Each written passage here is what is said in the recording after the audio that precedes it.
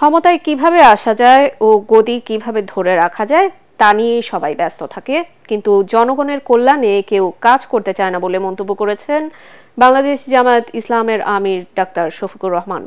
রাজধানীর পল্টনে জুলাই আগস্টের বিপ্লবে পঙ্গুত্ব বরণকারীদের নিয়ে স্মৃতিচারণ অনুষ্ঠানে এসব কথা বলেন তিনি। জামায়াতের আমির আরও বলেন, বৈষম্য বিরোধী ছাত্র আন্দোলনে যারা আহত ও শহীদ হয়েছেন তারা দেশের জাতীয় বীর, তাই তাদেরকে দলের ভিত্তিতে ভাগ না করার আহ্বান জানান ডাক্তার শফিকুর রহমান। এ সময় জুলাই আগস্টের আহতরা অভিযোগ করেন, মারা গেলেই বলা হয় তাদের বিদেশে নিয়ে চিকিৎসা করার ব্যবস্থা করা হচ্ছিল, কিন্তু বেঁচে থাকা অবস্থায় কাউকেই এ ধরনের কোনো কার্যক্রমে নিতে দেখা যায় না বলে অভিযোগ করেন তারা। সবাই গিয়ে নিজের গদিতে কিভাবে আসবে আর থাকবে এই নিয়ে ব্যস্ত থাকে। মানুষের পাটা কিভাবে ধোয়াবে, মানুষের কষ্ট কিভাবে দূর করবে সেই চিন্তা করতে চায় না।